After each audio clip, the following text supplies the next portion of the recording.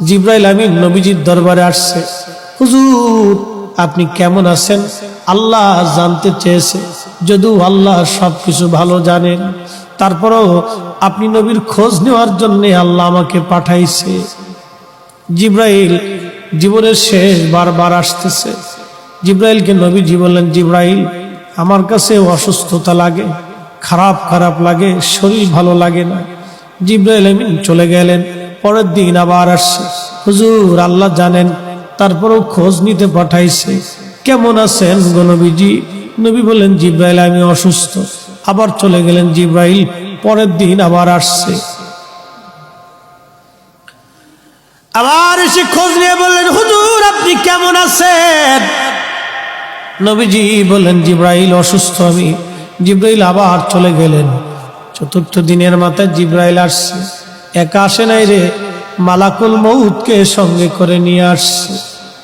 আহা, আমাদের কাছে মালাকুল মউত আসবে, জিজ্ঞাসা করে আসবে না, কিন্তু নবীর দরবারে মালাকুল মউত আসছে। এসে নবীজিকে সালাম দিলেন। হুজুর অনুমতি দিলে ভিতরে আসবো। নবীজি অনুমতি দিলেন। আল্লাহ জিবরাইল এবং মালাকুল মউত দুইজন নবীজির ঘর মোবারকে তশরিফ রাখলেন। পৃথিবীর একটাই ঘর, যে ঘরে ঢোকার আগে জিবরাইল আজরাইল অনুমতি চায়, তিনি রাহমাতুল লিল আলামিনের ঘর। জোরে জোরে বলা যাবে আল্লাহু আকবার। এই সুপ্রিম পাওয়ার আর কারো নসিবে হবে না, আল্লাহ আমার নবীকে দিয়েছিলেন।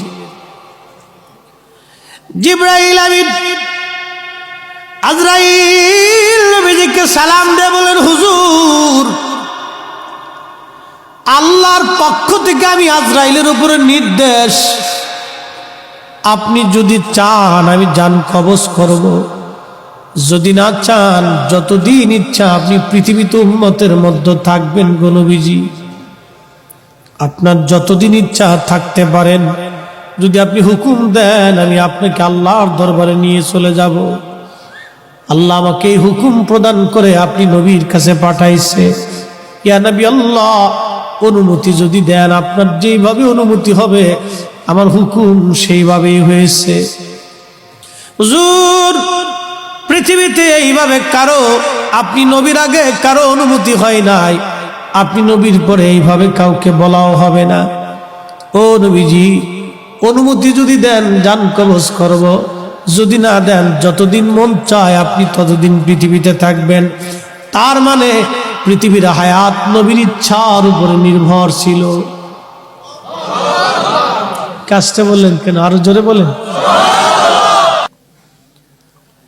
নবী আমার জিবরাইলের দিকে তাকায় বলেন, ভাই জিবরাইল হুকুম কি এরকম?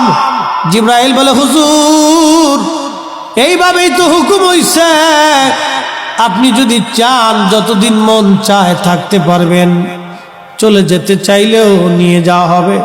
তবে নবীজি আপনার মাশুক আল্লাহ আপনার দিদারে আগ্রহী হয়ে আছে। আহা হা হা হা, এ জোরে বলা যাবে কি আর রাসূলুল্লাহ? আহা হা, নবীজি কেঁদে ফেললেন। আজরাইল রে আর দেরি কইরো না, পৃথিবীতে আমি আর থাকবো না, আমি আমার মালিকের দিদারে চলে যেতে চাই, আর আমি থাকবো না, মালিকের দিদারে চলে যেতে চাই। আজরাইল আলাইহিস সালাম খুব সতর্কতার সাথে নবীজির বক্ষ মোবারকের উপরে হাত রাখলেন। বুঝতেছেনই তো মরণ বড় কঠিন, বিরাট বড় কঠিন। যখন হাত রাখছে আল্লাহ নবীজির কষ্ট হচ্ছিল। নবীজি ডেকে বলেন, আজরাইল রে আমার তো কষ্ট হয়। আজরাইল বলেন, হুজুর আল্লাহর পক্ষ থেকে আমার উপরে ফরমান, যদি আপনাকে কষ্ট দেয় আমি আজরাইলের জীবন বরবাদ হয়ে যাবে। নবী গো আপনাকে কষ্ট দেওয়া আমার জন্য হারাম। পৃথিবীতে আপনি নবীর মতো এত আশা নেই, জান কবজ আমি কোনোদিন কারো করি নাই, আপনি নবীর পরে আর এত আশা নেই কারো হবে না। নবী গো আল্লাহর ফরমান, সর্বোচ্চ সতর্কতায় আপনার জান কবজ করতেছি। হুজুর একটু ধৈর্যই তো ধরতেই হবে, কষ্ট হবে। নবীজি বললেন, আজরাইল রে, জান কবজা তো কঠিন, একটা অনুরোধ করি আজরাইল। বলেন, ইয়া নবী আল্লাহ, আমার উম্মত তো বড় গুনাহগার, আমার উম্মতের জান কবজের সময় আজরাইল আমার উম্মতরে তুমি কষ্ট দিও না। আরে উম্মতের দরদি নবী এই সময় আমাদেরকে ভুলে যান নাই।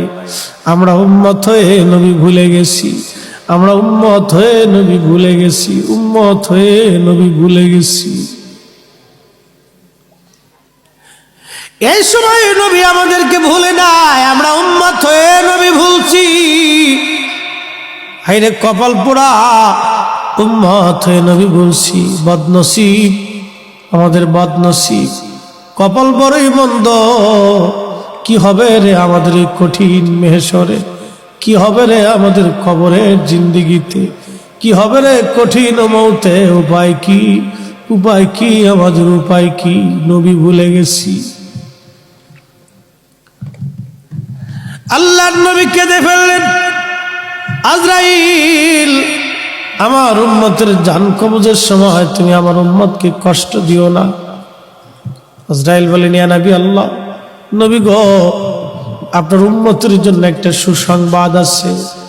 যদি আপনার উম্মত নেককার হয়, আপনার উম্মত যদি আমল সালেহ করে, ভালো আমল করে, হুজুর একটা মার কোলের মধ্যে বাচ্চা যেইভাবে দুগ্ধ পান করতে করতে ঘুমায়া ঘুমায়া পড়ে, একটা মায়ের কোলের মধ্যে একটা বাচ্চা দুগ্ধ পান করতে করতে যেইভাবে ঘুমায় পড়ে, নবী গো, আপনার উম্মত নেককার হলে তার মরণটা এরকম হবে, মায়ের কোলের মধ্যে ঘুমাইবে, টের পাইবে না।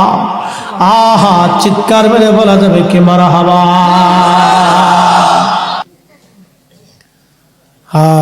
মৃত্যুটা বড় কঠিন।